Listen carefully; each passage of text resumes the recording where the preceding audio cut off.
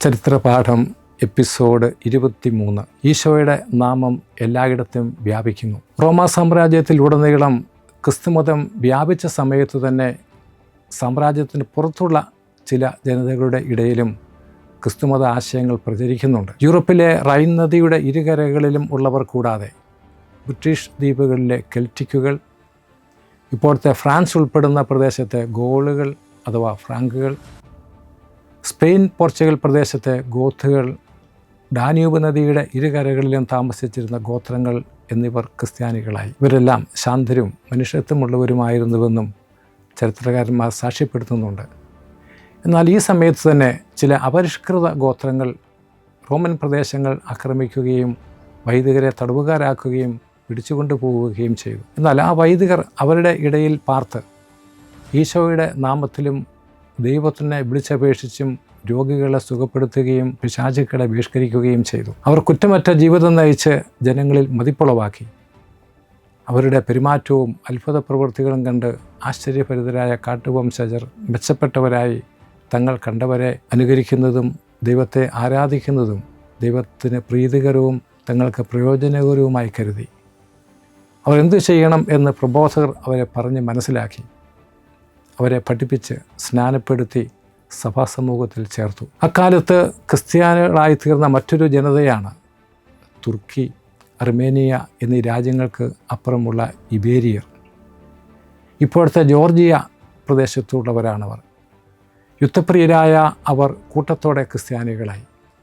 അവരുടെ പിതാക്കന്മാരുടെ മതം ഉപേക്ഷിക്കാൻ തടവുകാരിയാക്കപ്പെട്ട ഒരു ക്രിസ്തീയ വനിത അവരെ പ്രേരിപ്പിച്ചു.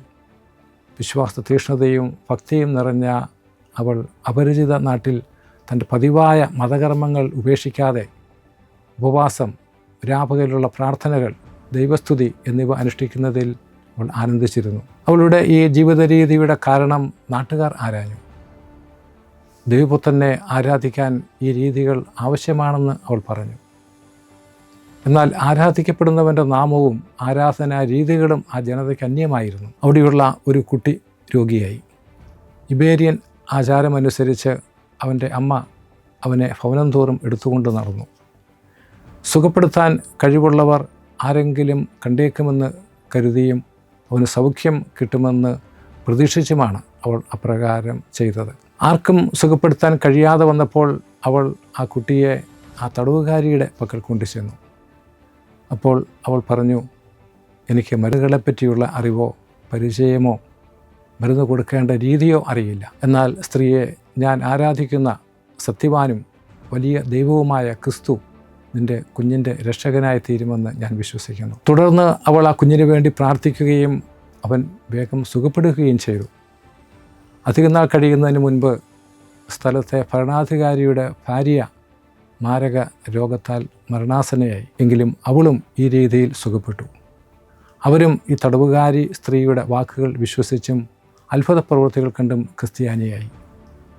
രാജ്ഞിയിൽ നിന്നും ക്രിസ്തുവിനെപ്പറ്റി കേട്ടറിഞ്ഞ രാജാവും ഒരിക്കൽ കാട്ടിൽ വെച്ച് അപകടാവസ്ഥയിൽ ആയപ്പോൾ ഈശോയുടെ നാമം ഉച്ചരിച്ച് രക്ഷപ്പെട്ടു. തുടർന്ന് രാജാവ് തൻ്റെ പ്രജകളെ ഒന്നിച്ചുകൂട്ടി തനിക്കും തൻ്റെ ഭാര്യയ്ക്കും സംഭവിച്ച ദൈവികമായ അത്ഭുതങ്ങളെപ്പറ്റി അവരെ അറിയിച്ചു. അധികം പരിചയമില്ലെങ്കിലും ക്രിസ്തുവിനെപ്പറ്റി താൻ ഗ്രഹിച്ച സംഗതികൾ അവൻ അവരോട് പറഞ്ഞു. പുരുഷന്മാരെ രാജാവും സ്ത്രീകളെ രാജ്ഞിയും തടവുകാരിയും പഠിപ്പിക്കുകയും രാജ്യം മുഴുവനും ക്രിസ്തീയമാകാൻ ഇടയാവുകയും ചെയ്തു. തുടർന്ന് രാജാവ് കോൺസ്റ്റന്റൈൻ്റെ പക്കൽ പ്രതിനിധികളെ അയച്ച് തൻ്റെ രാജ്യത്തിലേക്ക് വൈദികരെ അയക്കാൻ അപേക്ഷിച്ചു.